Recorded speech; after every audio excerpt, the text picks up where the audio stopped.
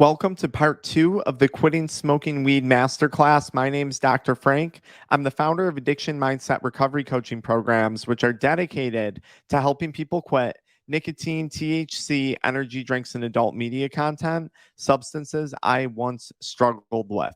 Without further ado, let's jump right into it. So as mentioned, this is part 2 of Quitting Smoking Weed, the Masterclass, brought to you guys by Addiction Mindset Recovery Coaching Programs.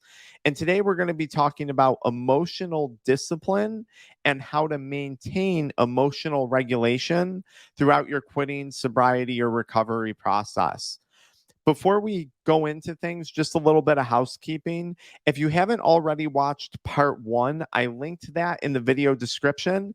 If you haven't seen that, a lot of the things I talk about today are not going to make any sense. So please go watch that first. If you're not aware, our addiction mindset recovery coaching programs still offer one-on-one coaching. We have a group support community. Our channel does carry merchandise, and we do link affiliate links in the video descriptions to each of our videos.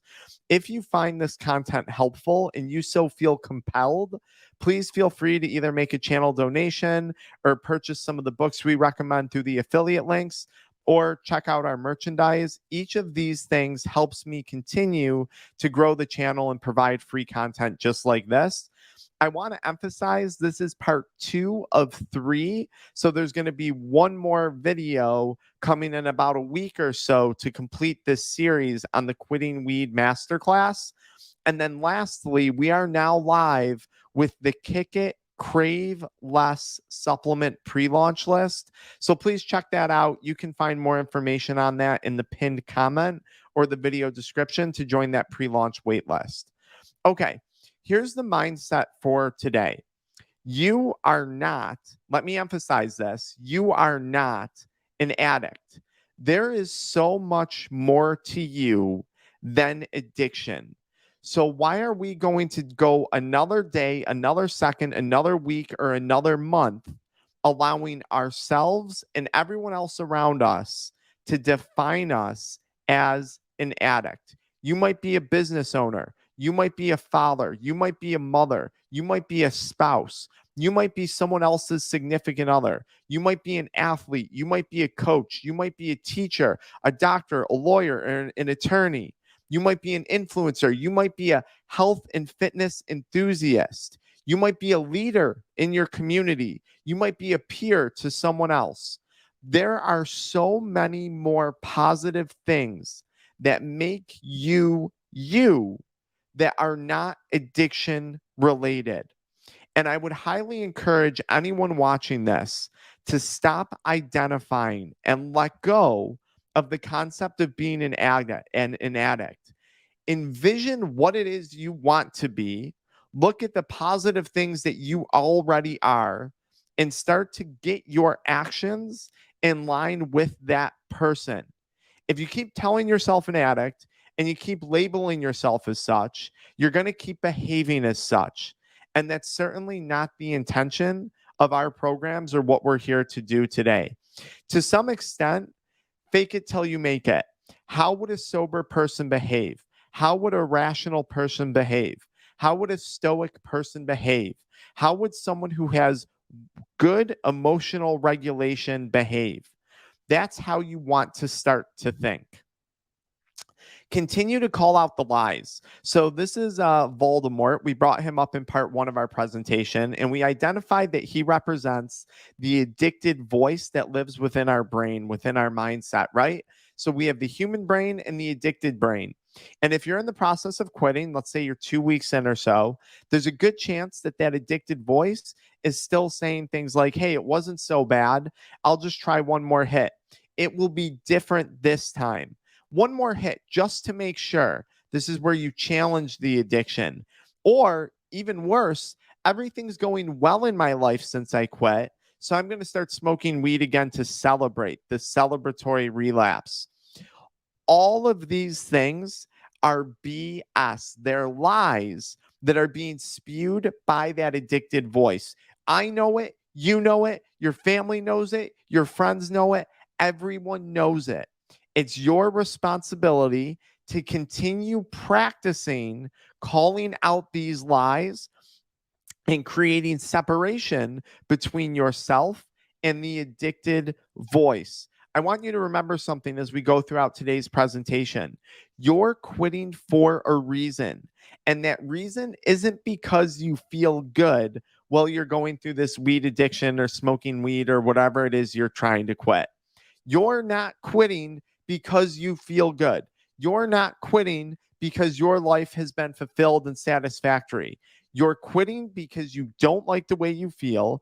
You're quitting because you want to take your future in a different direction.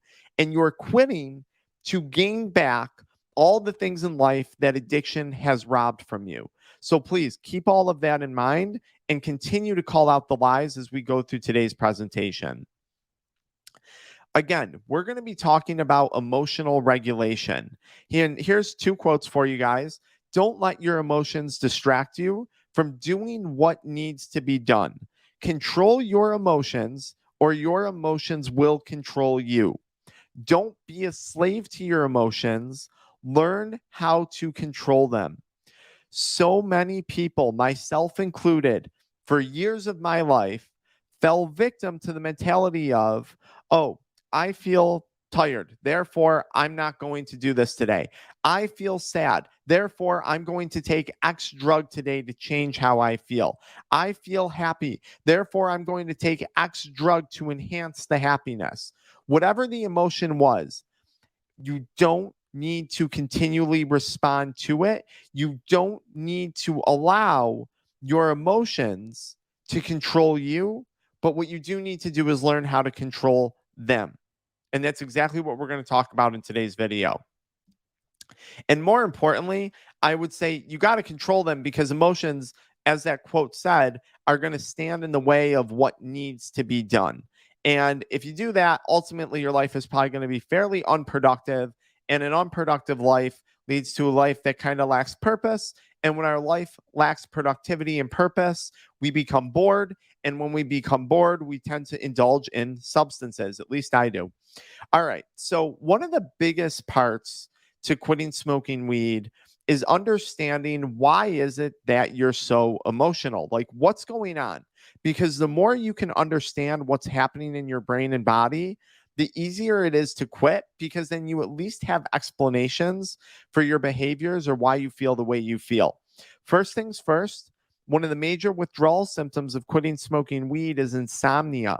And there's a good chance you're starting to dream again if you've recently quit, and that you're experiencing that REM rebound sleep. This is where you're getting rebound dream sleep. So you're probably having like crazy vivid dreams and stuff like that. Now, for years though, you may have been deprived of REM sleep. REM sleep is where your brain digests and organizes all the good things and all the bad things that have occurred throughout the day. And if you've deterred REM sleep for the last several days, months, or years, your brain is now playing catch up on that stuff. So your brain might be processing years of emotions right now as it's trying to figure out what's going on in your body since you've quit smoking weed, in your brain since you've quit smoking weed. Now, you compound the rebound REM sleep with the insomnia that you're most likely experiencing. And of course, you're going to have emotional dysregulation. We also experience dysregulation of the endocannabinoid system, or the ECS. This system is largely responsible for many functions in our body: circadian rhythm, which is our sleep wake cycle, pain responses in our body, bone growth, hormone regulation, and emotional regulation. Remember, since you've quit smoking weed, there's a good chance your body isn't making its own endocannabinoids just yet. So, as you learn to produce your own endocannabinoids again, this endocannabinoid system is dysregulated. And as long as that's dysregulated, we're also going to be lacking emotional stability. Remember, you're going through active detox and withdrawal. This is going to be an emotional time. Your body, your liver, your kidneys, your lymphatic system, your nervous system, these systems are working overtime right now. Of course, you're feeling emotionally unstable. Your body is physically going through a lot. Actively learning how to deal with emotions without the drug. This simply takes time. But what I want to do is I want to remind you guys this is a major purpose behind sobriety. So many people will quit smoking weed or say, I want to get sober, and then they'll run into an emotionally challenging event and they'll immediately go back to using the drug. One of the main purposes of quitting drugs is to learn how to better tolerate and overcome challenging emotional situations. Emotional regulation is one of the foundations of the practice of sobriety, of the discipline of sobriety, because that's what this is. So please, when that challenge arises, get excited about it, because this is where you're going to develop and where you're going to excel throughout this quitting process. Don't relapse at that point. That's the whole point of quitting. Look, I think it's worth acknowledging before we talk about different emotions that at one point in your life, weed may have helped. Okay. It might have helped with the anxiety. It might have helped with the depression, might have helped with the stress. Okay. But long term, the literature on THC and the research looks really, really, really bad. And if you guys don't believe me, it wasn't that long ago. It's in the pinned video for my channel. I interviewed Dr. Anna Lemke, the author of Dopamine Nation, and she's like the head of like Stanford addiction, like in the studies at Stanford Medicine. She's very renowned author. She spoke on, to Congress and stuff on the opioid epidemic. Anyway, super respectable person. She made it very clear to me that there is almost zero research supporting long-term use of THC when it comes to any of these mental health conditions. So please keep that in mind. Okay. Here's the reality. When we consume cannabis, we become numb. And people are like, oh, I just want to be numb. But addiction in and of itself is painful. The side effects of addiction are going to lead to increased anxiety, increased depression, increased stress, increased frustration and anger with where we're at in our lives, right? That we're then going to take out on our family, take out on our friends, take out on our coworkers, because we have no emotional regulation when it comes to addiction, right? Unbelievable the behaviors that I used to have. Numb isn't a benefit of addiction. Stop pretending that benefit exists. And even if you can sit here and say, no, Dr. Frank, I am numb. I'm numb when I'm high. I would tell you that's one of the worst emotions to feel, because if you're numb, that means you can't feel pleasure. It means you can't feel pain. It means you're essentially non-existent, because emotions and feeling emotions is what makes us human. It's what equates to the human experience that we're all going through. It's normal to be overwhelmed at first. As I said, your body's going through detox and withdrawal. So feeling overwhelmed, please, it's very, very, very normal. Everyone feels this way when they first quit. I think something to keep in mind throughout today's presentation is, what is the purpose of emotions? Why do I feel happy? Why do I feel anxiety? Why do I feel depressed? Why do I feel excited? Emotions drive actions. An emotion, to me, is nothing more than an energy, okay? It's how you respond to that energy that matters. It's not so much how I feel, it's how I respond to how I feel that counts. If I'm anxious, that means there's something that needs to be done. Chances are I'm procrastinating on something in my life. If I'm depressed, there's probably some temporary situation that I'm experiencing that's resulting in these feelings of sadness that either needs to be addressed, that needs to be dealt with, or that needs to be coped with, or that needs to come to terms with. Okay? If I'm super excited and flying really, really high, chances are that I just accomplished something really, really good, right? I'm not talking about the high from drugs, which is not exciting, which does not feel good. I'm talking about like a business win or a family win or something like that. And chances are that behavior is telling me I need to reinforce doing that thing again, get that business win again, get that deal again, get that relationship again, whatever it is that you're celebrating. Emotions drive actions. And when you become emotionless, if you're sitting here and you're saying, I'm numb, okay, then that results in inaction.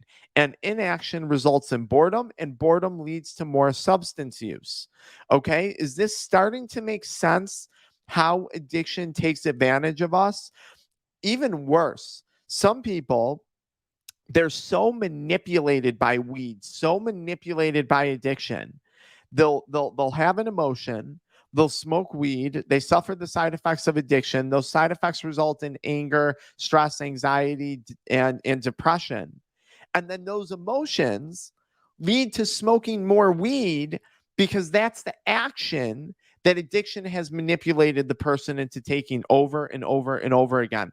And it's our job to break that cycle. Okay, yin and yang. We don't know happiness without sadness. You don't know the good without the bad. You don't know warmth without cold. You don't know what light looks like if you don't know darkness. You don't know happiness without sadness. Okay? You don't know what that relaxation feels like unless you have stress. That's what makes relaxing feel so good. We cannot exist without contrast in life. It's the contrast that makes, again, the human experience so valuable. So please don't go into quitting smoking weed thinking that you're going to quit and all your life's problems are going to be resolved and you're not going to have stress and you're not going to have anxiousness and you're not going to have sadness. All of those things are still going to be there. Okay? Yes, I would argue over time, quitting gets easier because you don't have the cravings, you don't have the physical withdrawals. The sadness, though, the depression, the anxiety, those things don't particularly get easier. You get tougher, you get stronger, you become more resilient, you become more disciplined, you become more acclimated to dealing with those emotions in an appropriate manner.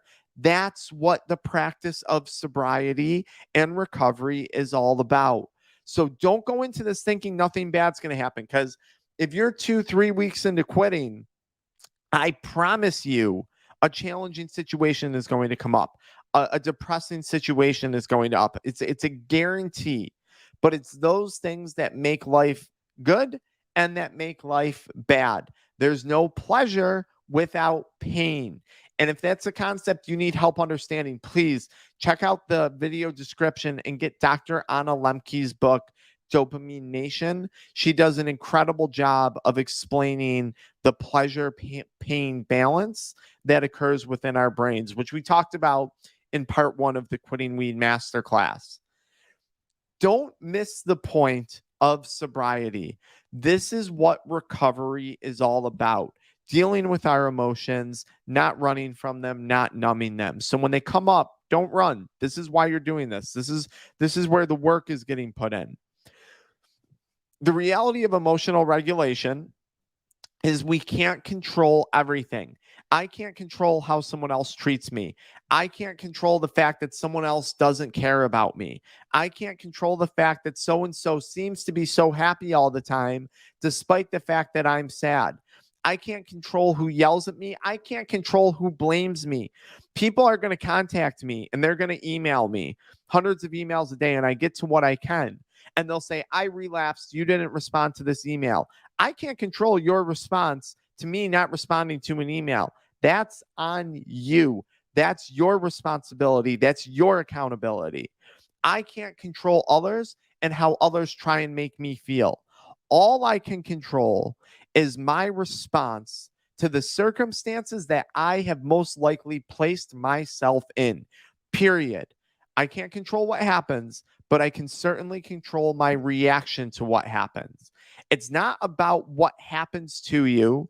It's not about what's even happened to you. It's how you react to those situations, what you gain from them, what you learn from them. That's all that matters. And if you can adopt this mentality of emotional regulation and understanding, I promise you, you will unlikely ever experience regret again, because everything becomes a learning experience. And if you're learning something from something, there's very little to regret in that instance. Okay? Now, let's keep going. Common emotions that people are going to experience when they quit: excitement, fear, boredom, sadness, regret, anger, stress, and anxiety.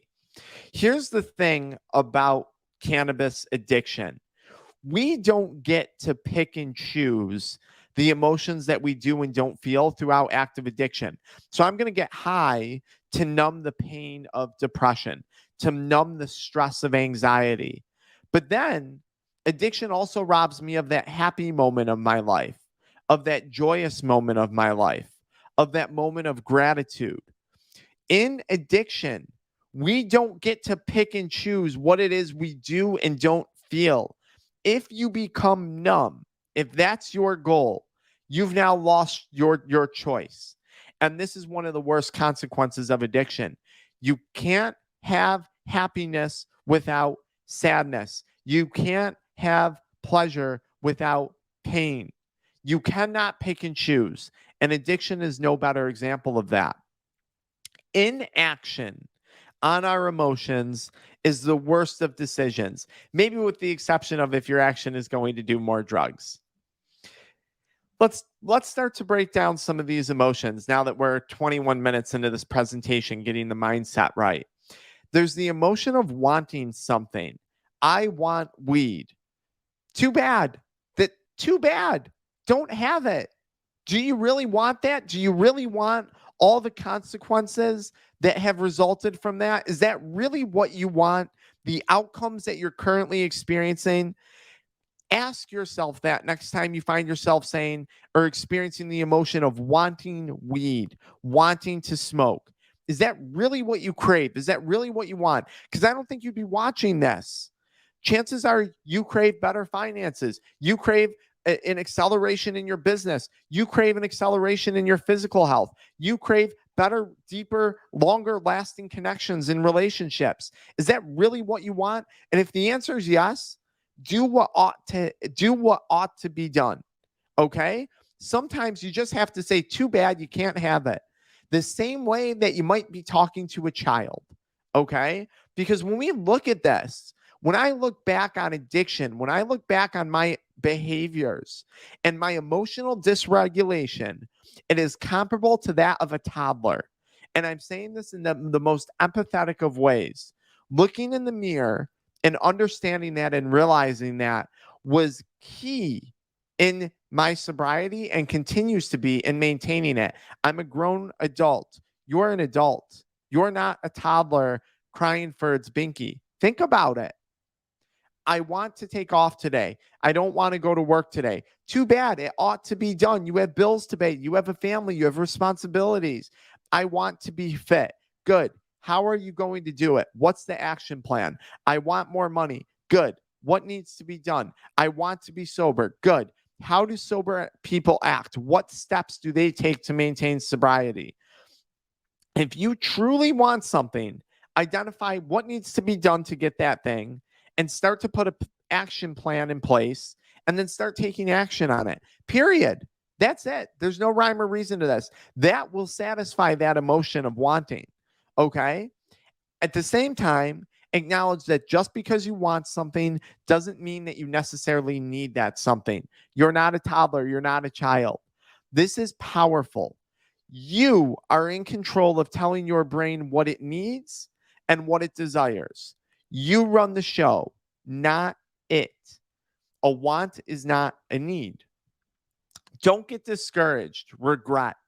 I'm going to talk to you guys a moment about regret here. And I think this is so important because I've worked with so many people who have relapsed on the emotion of regret. Okay.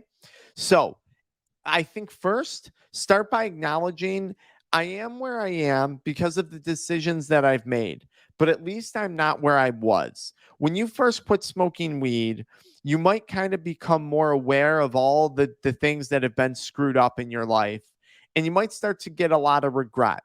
But if you are sober and you're sitting here and you're watching this and you're going through it, Acknowledge, hey, I'm doing better than I was a day ago. I didn't get high today. I didn't smoke today. That's a good start. Progress is progress. Progress builds momentum. Momentum feeds more momentum. Regret is food for addiction.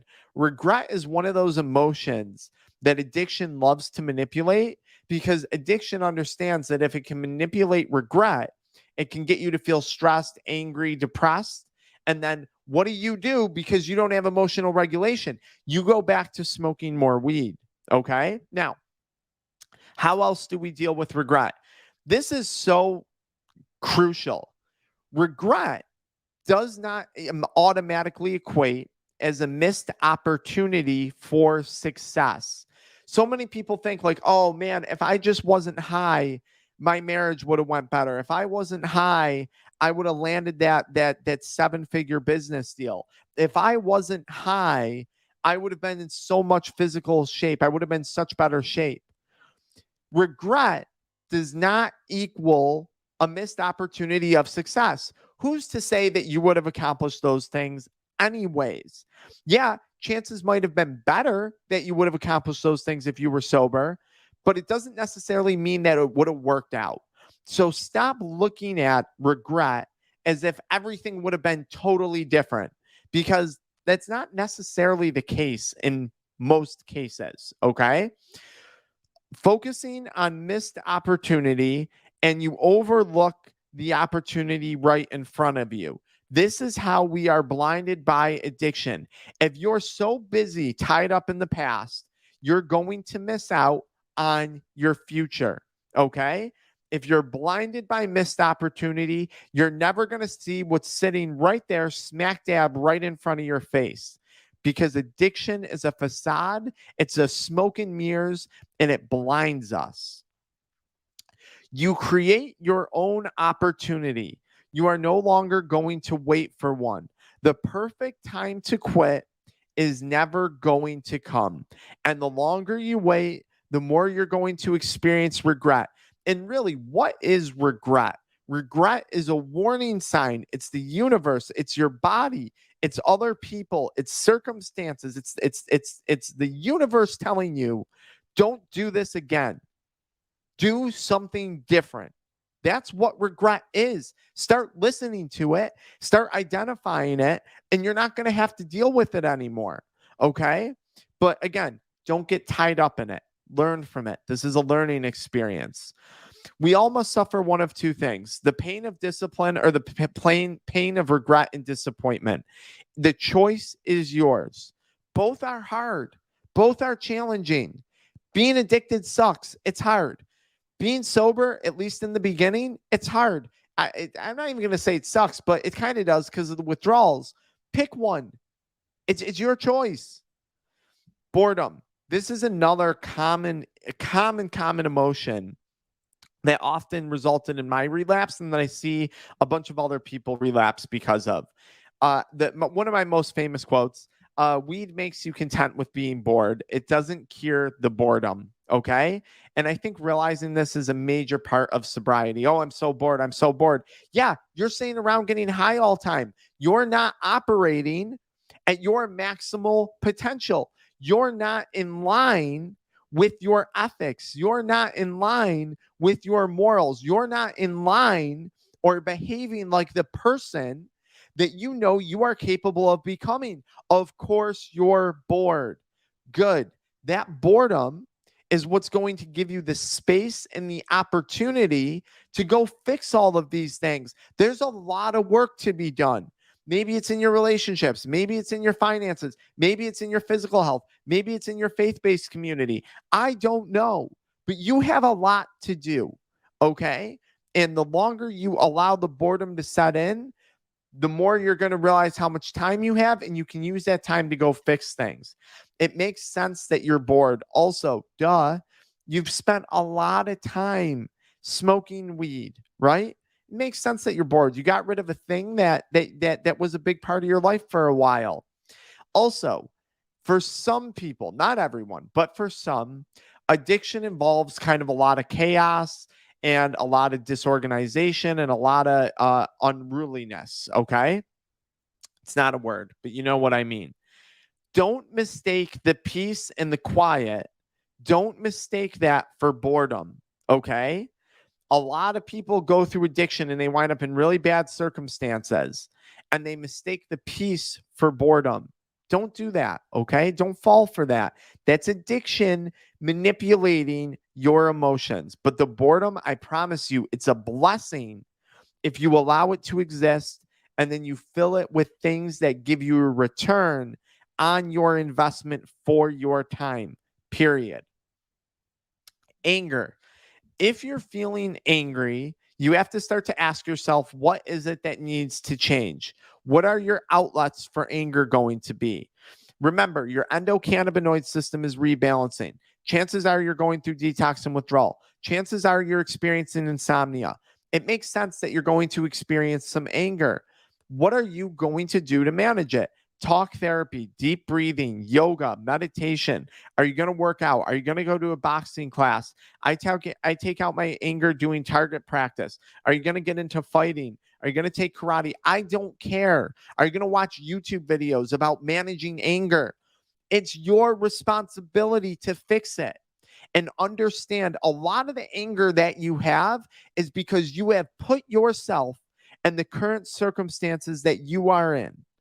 That is where the anger is from. There's one person to be angry with. It's not your wife. It's not your husband. It's not your kids. It's not your coworkers. It's yourself. Learning how to control that anger, learning how to cope with it is so important throughout quitting. Because if you're just going to go through life lashing out, you're going to be a miserable, miserable person. And that's not what quitting and recovery and sobriety is about. Identify the root cause of that anger and work on it. There's a million ways to work on it. Fear. Fear is addiction's best friend. And remember from part one, fear is nothing more than false expectations appearing real. That's what fear is. I think there's many sources of fear in addiction recovery. There's the fear of what's my life going to look like without the drug? There's the fear of what's my life going to look like if I continue consuming the drug? And then there's the fear of, oh my God, I've stopped using the drug. Now I do have the energy. I do have the time. There's the fear of fulfilling your potential. There's the fear of living in line with the life that you want to be living. It's a weird fear to explain, but I know a lot of people here watching this, and comment if you're still with me so I know how long people get through these videos if you understand that fear. There's the fear of I have more money, I have more time, I have more energy. There's the fear of responsibility. Because when you're in addiction, it's easy to well, I'll deal with work tomorrow. I'll deal with my relationship tomorrow. I got this drug problem. Now you don't have a drug problem anymore. Why is your business failing? Why is the marriage failing? Why aren't your kids thriving? It's the fear of responsibility. That was terrifying for me.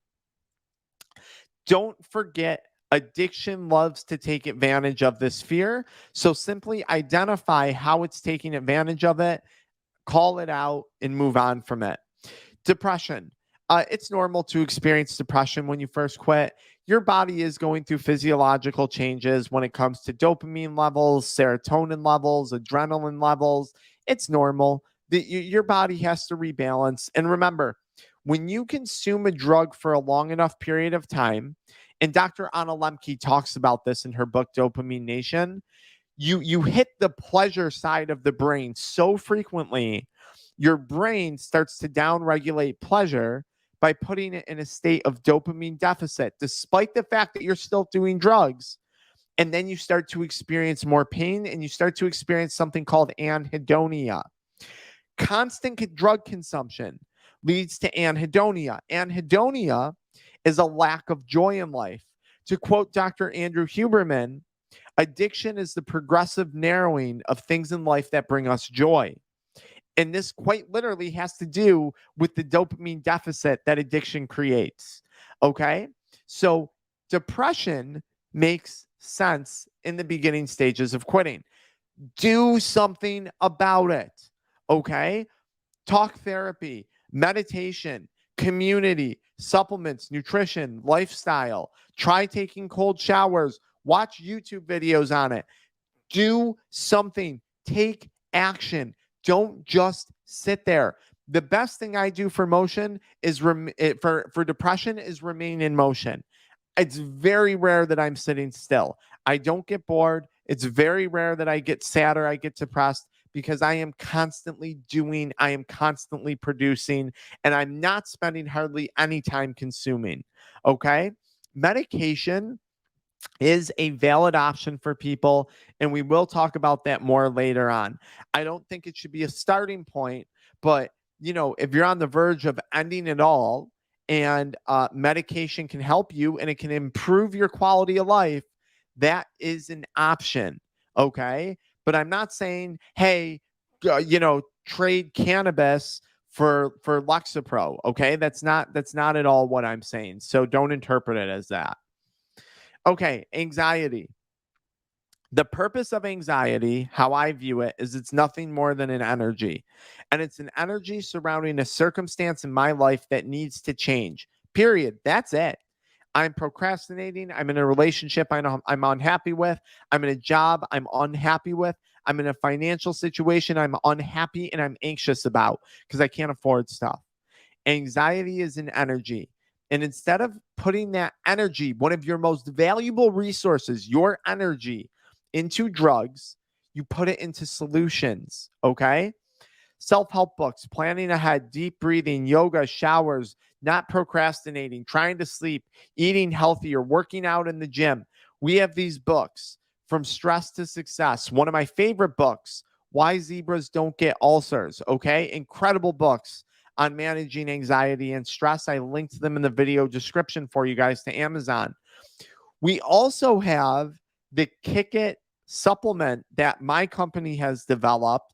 This is a one-of-a-kind supplement. It does not exist anywhere else in the world. I can confirm that because the only facilities capable of making it were in Germany, Canada, and the United States. I contacted all three, and they all told me it would be impossible. We've made it now. We've successfully done it.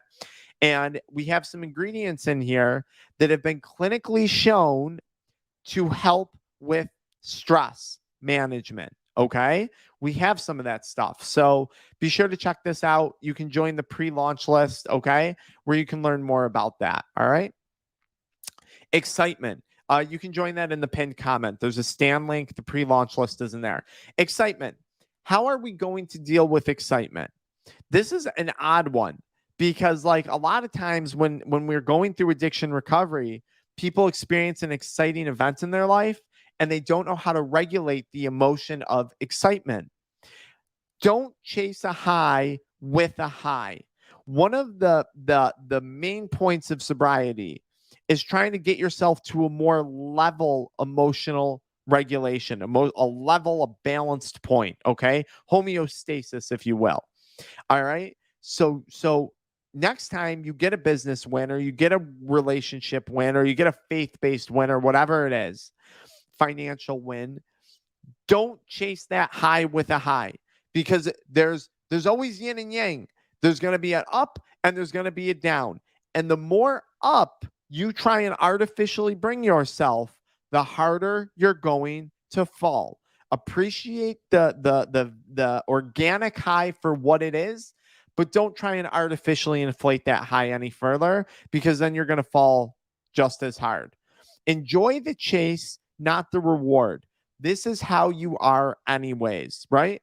I got a lot more excited about thinking about buying weed than I did actually smoking weed, especially as I became more and more addicted. I became more and more depressed the more I smoked. But the idea of going to the dispensary, looking at stuff, hitting up the plug, that was exciting.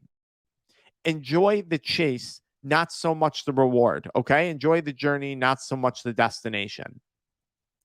Staying busy is key to my sobriety, period. Inaction breeds doubt and fear. Not taking action, not waking up, not getting into motion is is how we become bored.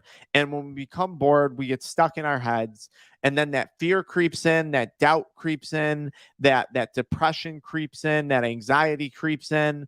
And then, what happens? You do what you know how to do best. You go and you consume drugs to deal with those things. Don't rest on inaction. Take action, guys. It can be as simple as getting up and going for a walk.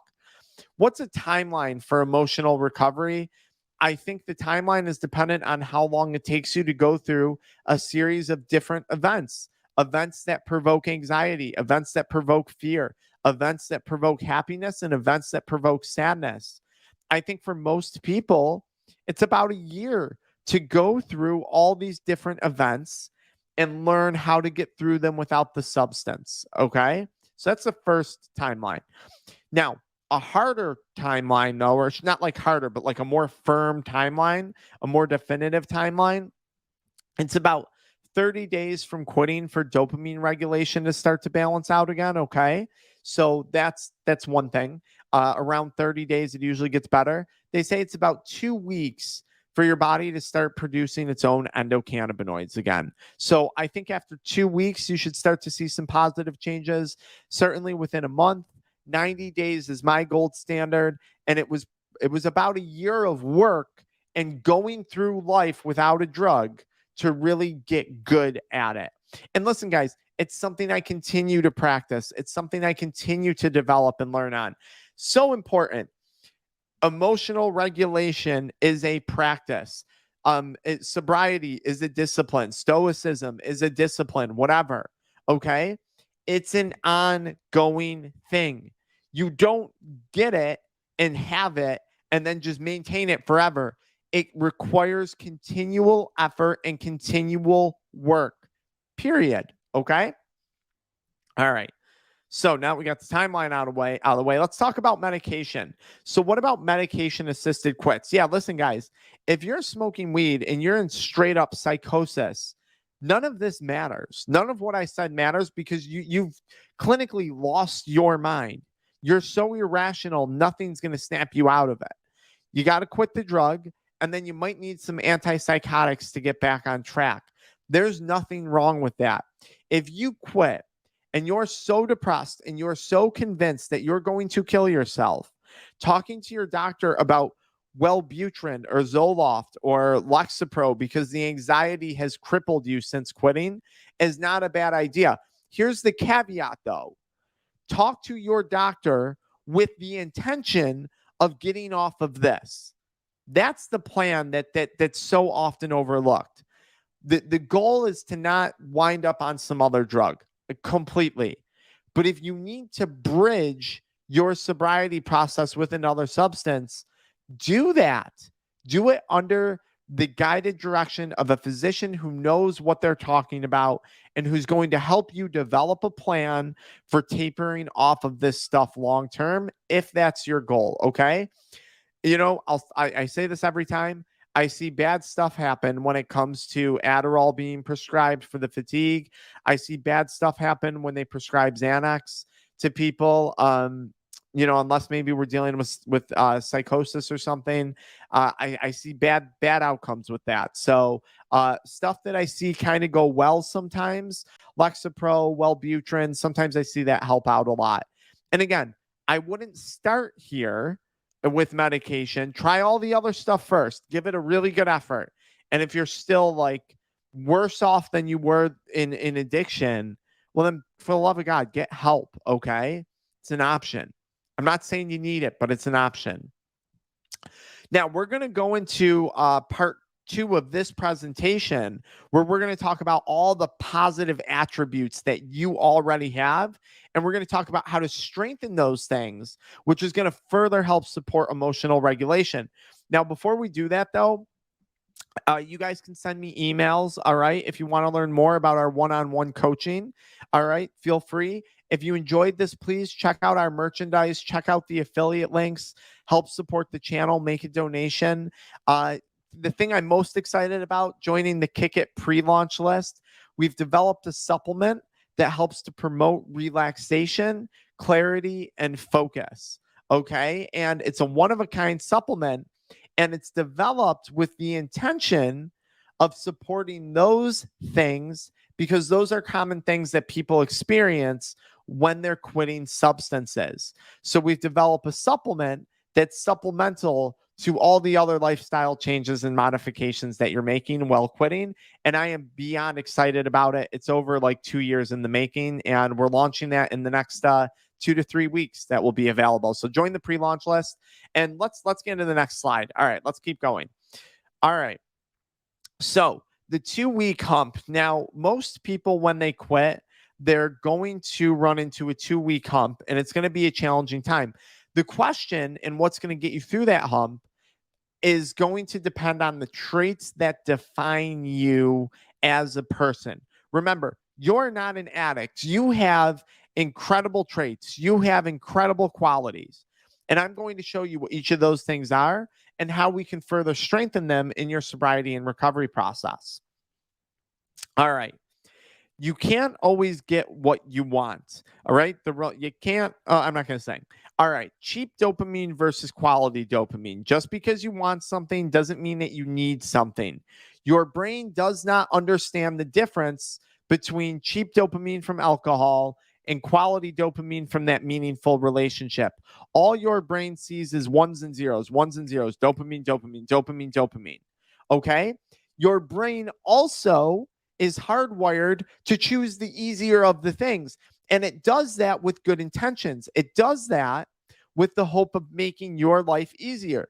So your brain sees dopamine in alcohol. It's a lot easier to take a drink of alcohol than it is to deal and get your family right? Deal with that argument with your spouse.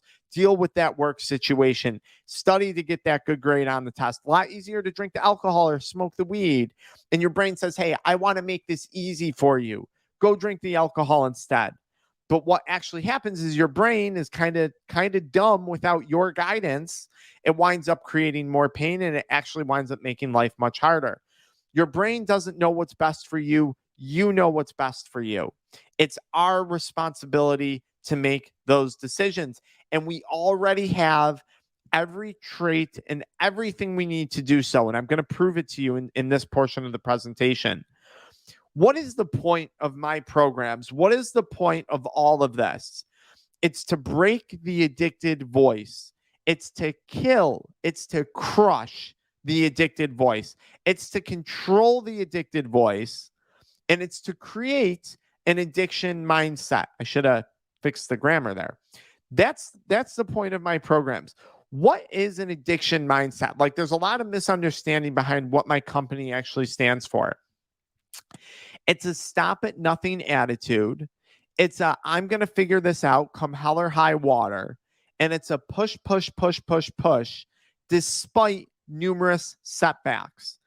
It's taking the same mentality that I had in addiction.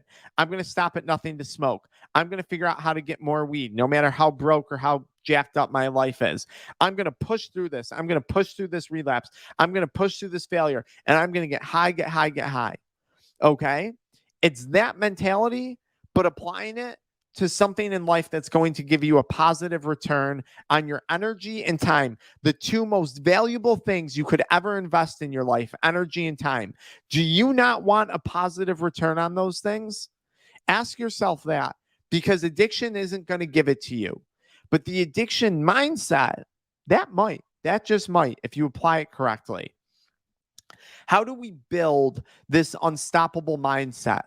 Pick a struggle, pick a challenge, and see that challenge through, period. How does a marathon runner get better at running marathons? They train and they run more marathons. How does an artist get better at art? They do more paintings. How does a musician get better at making music? They make more music. How do I get better at YouTube videos? How did I decide to make this presentation and change the format? I practice YouTube, okay?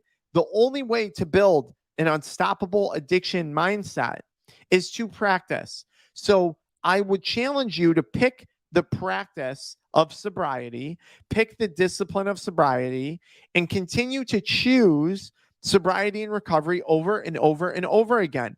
Make that choice non-negotiable, despite all of the various circumstances life is going to put you in. This is how you build this. You know, I always say, I'm going to give you all the tools to quit. I'm going to give you all the traits to quit. And I said this in part one. That's kind of a lie.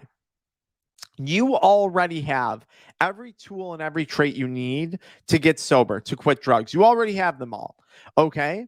It's you who has to take on the challenge of sobriety and recovery to further sharpen and develop and grow those skills. Okay? That's what this comes down to.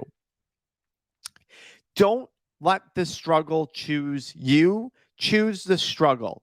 Either let addiction continue to choose you and deal with that the rest of your life, or actively make the decision to pursue the struggle, the initial struggle of recovery. Choose your challenges, choose your struggles, or life will choose them for you. How do you foster this mindset? I did it largely through reading books, motivational videos, podcasts, and being in the right communities. What do they say? Your network influences your net worth, right? I do think your network plays a large role in your level of self-worth.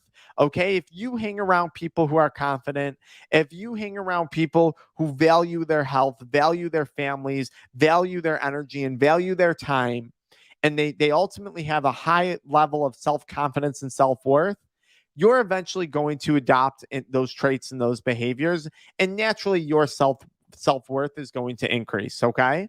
um so that's community is a big one. These are some of my favorite books. I linked Average Sucks in the video description. Highly recommend reading this book. I also, I listen to motivational YouTube videos. I listen to motivational podcasts. And a lot of the things I listen to, not only are they motivational, but they're educational. They actually teach me how to do the things that I'm looking to do. A lot of things I didn't list here. I spend a lot of time watching YouTube videos on how to better make YouTube videos, on how to grow a business on YouTube. I put my time and my efforts into things that are going to give me a return on them. And I'll explain how I organize that regimen throughout the week in a little bit. Here's some of my favorite speakers: Eric Thomas, Tom Bilyeu, Les Brown, Zig Ziglar, Tony Robbins, Nick Vaynerchuk, Grant Cardone. He's a bit douchey, but I like a lot of his stuff. David Goggins, Rob Dyrdek.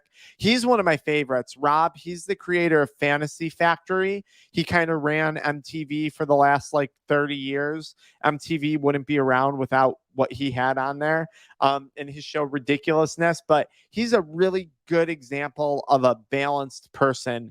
He did a great interview with Ed Milet on YouTube that I just loved. Certainly Dr. Andrew Huberman, Wes Watson, and Dan Pena. I put caution here. These are people who are essentially extremely vulgar, and they just yell at you. They just tell you everything's your fault. They just yell at you for hours on end. Okay. And I don't think this is good for everyone, but I know for some people, this is exactly what they're looking for. And a lot of times, if you listen to the message, I'd say more so behind Wes Watson, even though he's a little bit rougher around the edges than Dan Pena. I think a lot of their message is very sincere, even though at first it's vulgar and harsh and they call names and all that stuff. So just caution with that. When your mind is telling you that you're done, exhausted, and cannot possibly go any further, you're actually 40% done. I think this is an incredible quote from David Goggins. Next time you're sitting there going through withdrawals, hopefully this is the last time, and you're saying, I can't do this, I have to relapse, you're 40% of the way there. You're capable of so much more than you thought you were. And that's where you're going to prove that to yourself. Okay. But if you fold and you give up, I don't know. I linked all of my favorite books for this in the video description. I've done a ton of reading. I've done a ton of videos. I've watched a ton of podcasts. It took a lot to fix where my brain was at. And I linked all of these things in the video description. One of my all-time favorites, Grit. All right. How do I balance all of this? How do I balance work, family, YouTube? How do I do all these things? Well, here's my routine, and I highly recommend that you develop a routine for your sobriety and your recovery process. Here's my routine. In the beginning of the week, I get into, so this is like Monday, Tuesday. I'm watching and listening to things that psych me up and things that motivate me. Okay. Motivational speakers, motivational books, motivational podcasts. That's what I'm working out to. I'm getting psyched up for the week. Now, Wednesday, Thursday, I'm education. I'm learning about things. I'm listening to books on how to build a YouTube channel, how to build a community, how to build a bigger chiropractic practice, how to work out, how to do a different workout, how to do a different diet. I'm educating myself midweek. Now, Thursday, Friday, Saturday, Sunday, dedicated to action. I'm shooting the YouTube video. I'm growing my practice. I'm writing the emails. I'm doing consultations. I'm taking action on all of the motivation and education that I fostered early in the week. And this is my loose routine. So Monday through Sunday, I know exactly what it is I'm doing each week. I'm motivating myself, I'm educating myself, or I'm taking action on the things that I've motivated and educated myself on. This is how you successfully stay away from substances. It worked for me, and it can work for thousands of other people. That's almost a guarantee. What is it that we're fostering? So, like, okay, reading these books, taking action, what is it that we're actually developing and pursuing? Well, let's talk about that. Discipline. All right. Most people are motivated. They're not disciplined. Motivation, quitting a substance will fail you every single time. We talked about this a lot in the withdrawal section of part 1 of a masterclass on quitting smoking weed. Discipline is for the long haul. Motivation is what gets you going. And I can prove it to you. You're not even motivated to do drugs anymore, yet you're still doing them. Okay. You probably have very little to no motivation to keep smoking. Here you are, though. Why? Because you've become so disciplined. You've become so regimented in smoking weed at this time, on this day, this behavior. It's discipline. So when people say, "Oh, you're an addict. You're not capable of discipline," you absolutely are. You wouldn't be addicted if you didn't have discipline, because motivation burned out a long time ago for you. Motivation is fast acting. It's good for certain things, but it's not good for the long haul. Okay. Discipline is good for the long run. If you can develop discipline, if you can foster it, if you can get over your emotions and learn to say, so what that I want weed? So what that I don't want to work out today? So what that I'm going to eat that, cookie? Even despite the fact I'm trying to get in better shape, I don't care about it. If you can do that and you can develop discipline, you are going to eventually be light years ahead of most people in society. I've said this, but you don't have an addiction problem. It's a discipline problem. It's a coping problem, right? It's a boredom problem. You don't have an addiction problem. You have the same problems everyone else in society has. And you now, through the practice and the discipline of sobriety, have an opportunity to develop all the traits that 98% of people don't have, and you can get way ahead in life. And just by choosing sobriety and practicing it, you're going to strengthen your discipline. Delayed gratification. Don't give up what you want most for what you want now. Okay? Seek purpose. Don't seek pleasure. All right? What you want most in life is rooted in purpose, not in pleasure. And this is a common misunderstanding that occurs when our brain is manipulated by addiction. Remember, it's delayed gratification, immediate pleasure, which ultimately will lead to pain, versus long-term satisfaction. If the drug satisfied you, if immediate pleasure had satisfied you, if the cravings were satisfied, you wouldn't feel so empty in addiction. Okay? And seeing this is what makes quitting all the easier.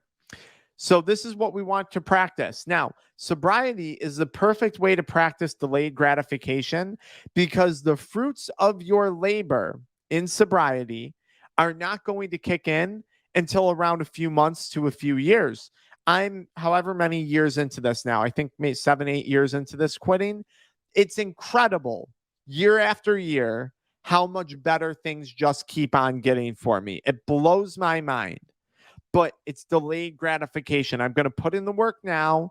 I'm going to forego the immediate pleasure so I can have long-term satisfaction.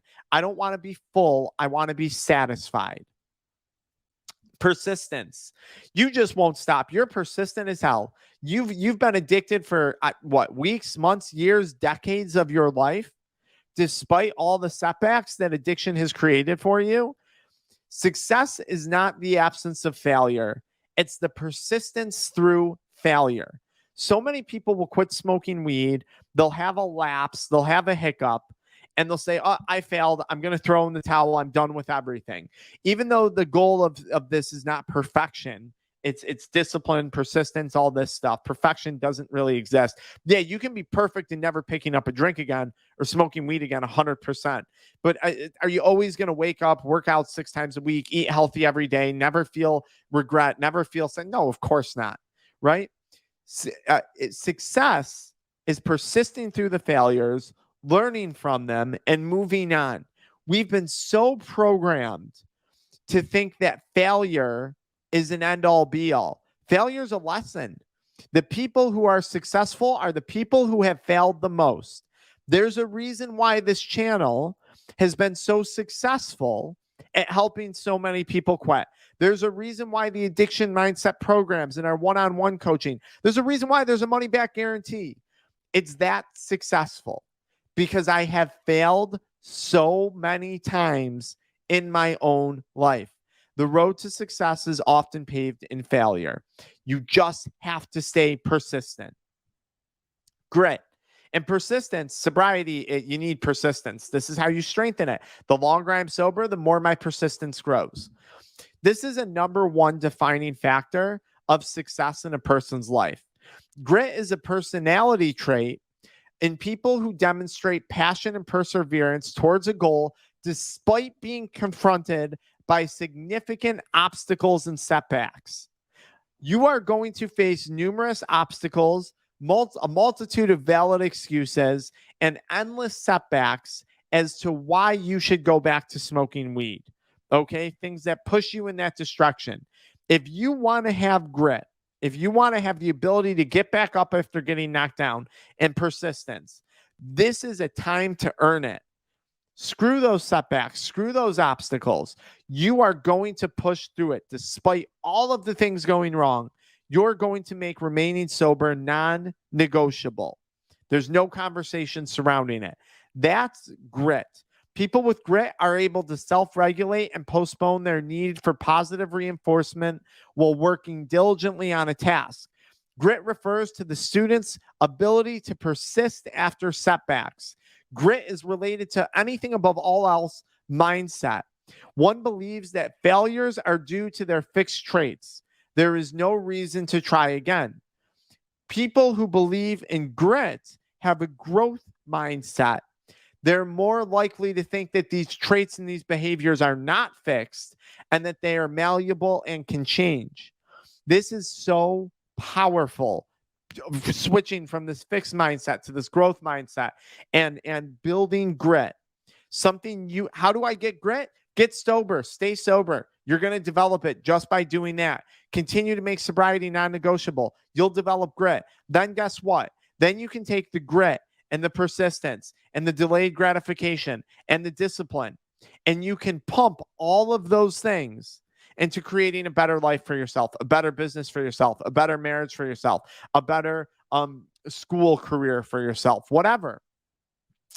Time is your most valuable asset, okay? Time and energy are your most valuable assets. Using your time wisely is a trait, something that you are going to want to take very seriously. Addiction robs us of our time. Addiction robs us of our energy, okay? Once you start to use your time wisely, I promise life will start to respect you more. If you don't respect your time, if you don't respect how you use your energy, the universe isn't going to respect how you use those things. And you're going to eventually realize, hey, people don't have respect for me. They don't have respect for what I do. It's because you don't respect yourself. Until you respect yourself, no one else is going to respect you either. Until you find self-worth, self-confidence, and value in yourself, no one else will either. Energy. Even when you're tired, you have found energy. And I promise you that even after a 12-hour workday, you have found the energy to come home and get high. You have found the energy to go to the dispensary. You have so much more energy that you even realize, and you've put so much of it into a drug that's going to give you nothing in return. I've realized this throughout sobriety. The less I do, the more tired I become. The more I do, the better I feel. I think most people are like a self-energizing battery. If you lay around in sloth and filth and you don't take care of yourself and you don't exercise and you don't eat right and you smoke weed and you hit nicotine and you drink alcohol and you watch porn, all those things are sucking all the energy out of you at a very, very, very high and rapid rate. And then you wake up and you say, I don't have energy to take on the day. No crap. You've given it to things that aren't going to energize you. But if you work out and you feed your body food that's healthy and you get outside and you got a side hustle or career that you like, or you put your energy into a significant other that's going to give you energy back in return, you're like you're like a self-energizing bunny. No wonder we're all so depleted of energy with all the negative things that suck it from us. Time and energy are your two most valuable assets in life, and they are the assets that addiction wants from you more than anything. You will pay for your addiction in your time and your energy, and that's going to result in decreased physical health, decreased financial health, decreased mental health. You will pay in time and energy on anything you do, and addiction is what wants the most of that. Ambition. Ambition and drive. Okay. So ambition is a strong desire to do or to achieve something, typically requiring determination and hard work. Now, I also refer to this as tenacity, the quality of being very determined, persistent, and forward momentum with a game plan, to never stop trying to achieve a goal, even in the face of seemingly insurmountable odds. Okay? You have tenacity. You have ambition. These things are what has gotten you as far as you have come in active addiction. Simply take these traits and apply them to sobriety and recovery, solidify these traits and strengthen them throughout sobriety and recovery, and then put them into your business, put them into your side hustle, put them into your physical fitness. It's that easy. It's diverting your attention from one obsession to another obsession. That's it. That's the magic trick. Okay. Accountability. When you think everything is someone else's fault, you will suffer a lot. This is the victim mentality that often we suffer from with addiction. When you realize that everything springs only from yourself, you will learn both peace and joy. If everything is on me, I'm a happy camper because that means I'm in control of what happens next. If everything is on someone or something else, my life sucks because I have no control over what's going to happen next. There's many ways to maintain and build accountability. Have small goals, have larger goals, have a routine, stick to the routine, take responsibility. Okay. One of my favorite things for accountability is the high performance planner. You can find this linked in the video description. Check it out. It's like the ultimate accountability journal. Resourcefulness. You are incredibly resourceful. There's been times where you shouldn't be high. You found a way to get high. There's been times where maybe you didn't have money. You found a way to get money. There's been times where you've had to lie to your wife, a significant other, about your use. You've successfully done that. You're incredibly resourceful. Okay. I simply need you to use all the resourcefulness that you've used for addiction and put it into creating a better life for yourself. Community. One of my favorite quotes, and this is a Dan Pena quote, okay, who I mentioned earlier with caution. If you hang around with monkeys, your life will become a circus. Look at the people that you hang around, okay? Are they trying to level up? Do they want the same things you want in life? Do they got the same goals you have? Do they have character traits that you want to have? I remember I was with a bunch of attorneys, very, very successful attorneys for my chiropractic practice. And we were talking about no fault and comp related business. And these guys, very wealthy, multimillionaires, right? And they are pounding alcohol, and I get it. They know someone who knows someone who could get them out of a DUI. I get it. That's the way life works. It's who you know, not what you do. And I look at these people and it's like, yeah, I love the size of their practice. Yeah, I love the financial success that they've had. But this is a circus. They don't have any traits that I have aside from money, something that I want, something that I think most people should want. They have nothing else in common with me. I have no desire to be a little bit like them. Therefore, don't want to hang out with them, don't want to see them, don't want to entertain these dinners anymore. Done. Who you hang around matters. I was up at 3 a.m. in the morning training at a really high-end gym here in New York to get around the right people. Okay. A membership starts at $800 a month. Okay. The people paying for that were people that I mostly wanted to be like. They wanted to better themselves. They wanted to lose weight. And a lot of them were business owners, entrepreneurs, people that I could learn from. And I did that. That worked out to my advantage. So community is super important. Okay, guys. And remember, we have our addiction mindset community. And I'll say this on AA and NA and MA and whatever. I'm a fan of those things, but ultimately, yes, you can make good friendships. Yes, you can build a support group. 100, it's awesome. Okay. But a lot of the people in that community weren't part of the community that I didn't want to be part of the AA community. I didn't want to be part of the NA community. I wanted to be part of the YouTube growth community. I wanted to be part of the mastermind going to, New Zealand to figure out Facebook marketing community. I wanted to be part of the build your own supplement community. I'm driven towards entrepreneurial communities and health and fitness communities. So that's what I surround myself with. Addiction isn't really a topic of conversation. And that's good because I'm done with alcohol. I'm done with weed. I'm done with, adult media. I'm done with these things. I don't need to spend the rest of my life talking about them. That's kind of my gripe with AA, NA, or MA. I think it's great. I think it's an awesome place to make friendships of people that you might have a lot in common with similar goals. But I don't need that for the rest of my life. I'm done. It's over. It's non-negotiable. I'm not going to drink again, period. Not going to smoke weed again, period. What's next? That's what it's all about for me. Faith. I think faith is an amazing thing. I think faith is a great thing for when it's too much.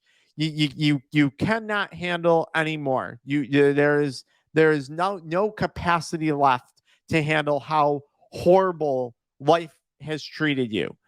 I think this is a great point to have faith in something bigger. And I'm not only talking about faith from a religious standpoint, but I'm talking about faith in yourself. No more lying to yourself. Faith in the words that you speak. Sobriety is an opportunity for just that. Sobriety is an opportunity to rebuild faith in yourself. When you have faith in yourself, you have confidence in yourself. When you have confidence in yourself, you have a greater sense of self-worth. Okay? And it starts with faith. And maybe having faith in something else first is easier than having faith in yourself. And that's where, again, I think faith-based communities are a very powerful and a wonderful thing. The only way to cure an obsession is to become obsessed with something else. This for me was a large part of the answer to my addiction. It was becoming obsessed with something else that was going to give me a return on my energy and my time. For me, that became YouTube. For me, that became public speaking. For me, that became building companies, right? That's what my new obsession has become. And then it became building a family. And now it's growing a family. It was my physical fitness. It was the food I eat. It was the supplements I take. I became obsessed with building a better life. And I became obsessed with figuring out all the different ways of doing that and accomplishing those things. I've become obsessed with living in line with the person that I want my son, my wife, that I want them to be more like, right? And this is a practice, it's a discipline. I fail at it every day. Okay. But just because I failed doesn't mean I failed. It means I'm improving, it means I'm growing. That's what I've become obsessed with. Find something to be, hey, maybe you become obsessed with playing the piano when you quit. Maybe it's not YouTube. Maybe it's not a side hustle. It does. Maybe it's walking. Maybe it's praying. I don't care. Find something. I recommend, though, finding something that can give you a monetary return, because if you're going to have an obsession, you might as well make some money from it.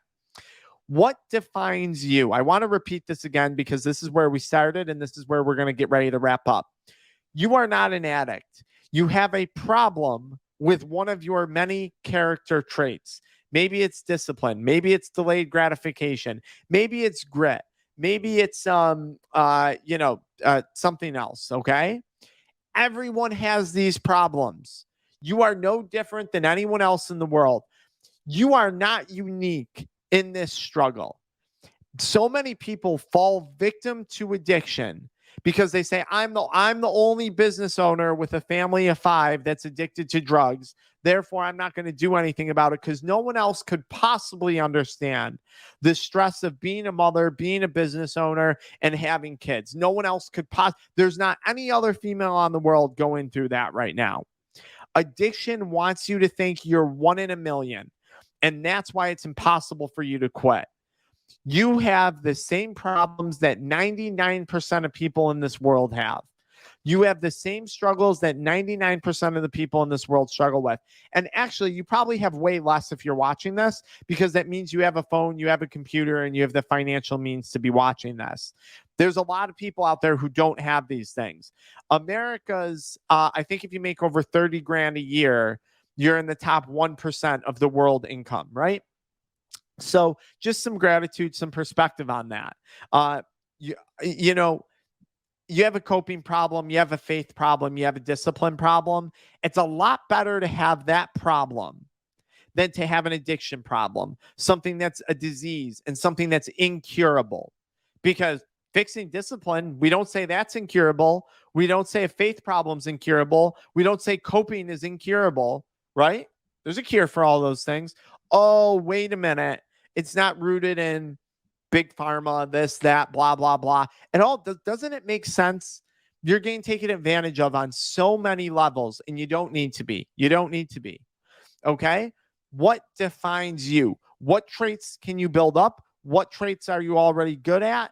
How are you going to use those traits to further the practice of discipline, sobriety, and recovery? What are the next steps? Stay tuned for part 3. I'll be dropping a part 3 to this complete guide to quitting smoking weed. Check out the pinned comment in the video description. Check out our affiliate links in the video description. Check out our merchandise. Check out our one-on-one coaching. And if you so feel inclined to learn more about our Kick It, Crave Less supplement, be sure to join the pre-launch list. You can find that in the pinned Stan link comment, okay? I'll see you guys in part 3. We just went an hour and 20 minutes straight through. So if you made it, thank you. I appreciate your time and your energy. And I hope that I gave you a return on that investment, because anything you put your time and energy into, you should receive a return on that investment. And hopefully you got that from today. All right, enough. I'll see you guys in part 3.